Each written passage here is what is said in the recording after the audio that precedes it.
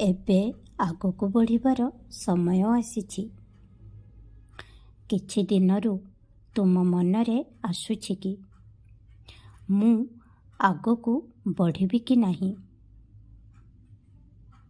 ତେଣୁ ଏହି ସନ୍ଦେଶ ବା ବାର୍ତ୍ତାଟି ତୁମର ସେହି ପ୍ରଶ୍ନର ଉତ୍ତର ଅଟେ ଯେ ତୁମେ ଏବେ ଆଗକୁ ବଢ଼ିବା ଉଚିତ।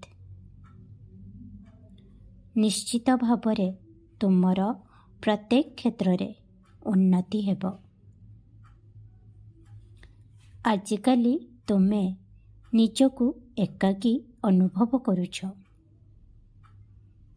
ତେବେ ସେଥିରୁ କିପରି ବାହାରକୁ ଆସିବ ବୋଲି ପଚାରୁଛ।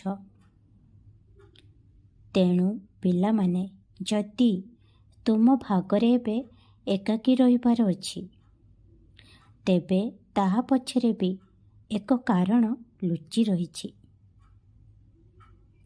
ତୁମକୁ ଏହି ଅନୁଭବ କରିବା ପାଇଁ ଯେ ନିଜର ଯତ୍ନ ନିଅ, ନିଜର ଦାୟିତ୍ୱ ନିଅ, ନିଜ ସହିତ ସମୟ ବିତାଅ ଏବଂ ସେହି ମୁହୂର୍ତ୍ତକୁ ଖୁସିରେ ଉପଭୋଗ କର। ଏହା ମଧ୍ୟ ଚିନ୍ତା କର କି ନିଜକୁ ନିଜେ ବୁଝ କି ତୁମକୁ କ'ଣ ଅଧିକ କରିବାକୁ ପସନ୍ଦ ଲାଗେ, ଯାହାଦ୍ୱାରା ତୁମର ମନକୁ ଶାନ୍ତି ମିଳେ, ଏବଂ କ'ଣ ତୁମେ ପସନ୍ଦ କର ନାହିଁ। ଯଦି ତୁମେ ଏହିସବୁ ଜିନିଷ ବୁଝିପାରିବ, ତେବେ ଏକାକୀରେ ମଧ୍ୟ ତୁମକୁ ମଜା ହିଁ ଆସିବ।